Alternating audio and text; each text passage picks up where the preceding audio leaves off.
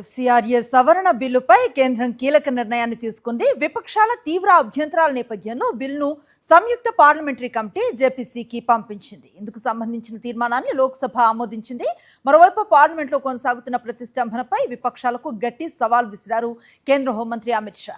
చర్చకు ప్రభుత్వం సిద్ధంగా ఉందని, ప్రతిపక్షాలు ముందుకు రావాలని ఛాలెంజ్ చేశారు. విదేశీ విరాళాల నియంత్రణ చట్టం ఎఫ్సిఆర్ఏ సవరణ బిల్లును కేంద్రం జేపీసీకి సిఫార్సు చేసింది.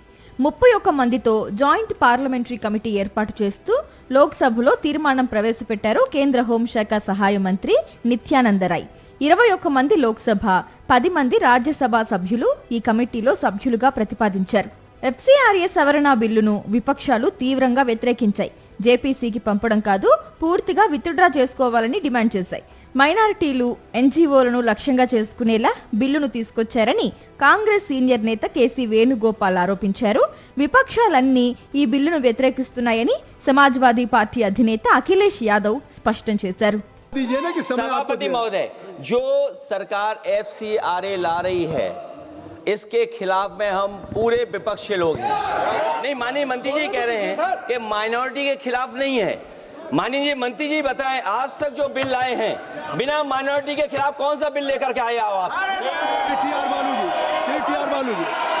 విపక్షాల ఆరోపణలపై కేంద్రం కౌంటర్ ఇచ్చింది. కార్యాచరణ లేకుండా విదేశీ నిధులను దేశంలోకి అనుమతించలేమని కేంద్ర మంత్రి కిరణ్ రిజిజు స్పష్టం చేశారు. మైనార్టీలను లక్ష్యంగా చేసుకునేలా బిల్లులో ఎలాంటి నిబంధనలు లేవన్నారు.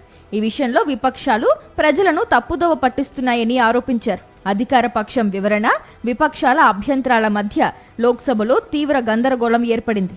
మరోవైపు పార్లమెంట్లో ప్రతిష్టంభనపై కేంద్ర హోంమంత్రి అమిత్ షా స్పందించారు. అన్ని అంశాలపై చర్చకు కేంద్రం సిద్ధంగా ఉందని, విపక్షాలు సహకరించారన్నారు. ప్రతిపక్షం అడిగే ప్రతి ప్రశ్నకు సమాధానం ఇస్తానని అమిత్ షా స్పష్టం చేశారు. చర్చ కావాలా, సభలో గందరగోళం కావాలా తేల్చుకోవాలని విపక్షాలకు సవాల్ చేశారు. मैं सदन में ही बैठूंगा, सबको सुनूंगा और सब चीजों का जवाब दूंगा. सरकार के पास छुपाने के लिए कुछ नहीं है. अब विपक्ष ने तय करना है कि उनको चर्चा करनी है या हंगामा करना है. చర్చకు రెడీ అని విపక్షాలకు స్పష్టం చేసిన కేంద్ర మంత్రి అమిత్ షా ఇదే అంశంపై లోక్సభ స్పీకర్ ఓం బిర్లాకు లేఖ కూడా రాశారు. అపోజిషన్తో సంప్రదించి విద్యార్థుల నిరసనలపై చర్చకు సమయం కేటాయించాలని విజ్ఞప్తి చేశారు.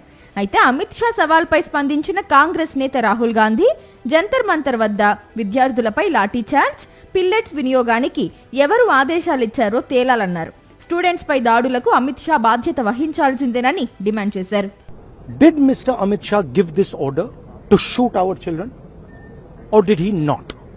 If he did, he should resign because he is culpable, and if he did not, he should resign because he is incompetent.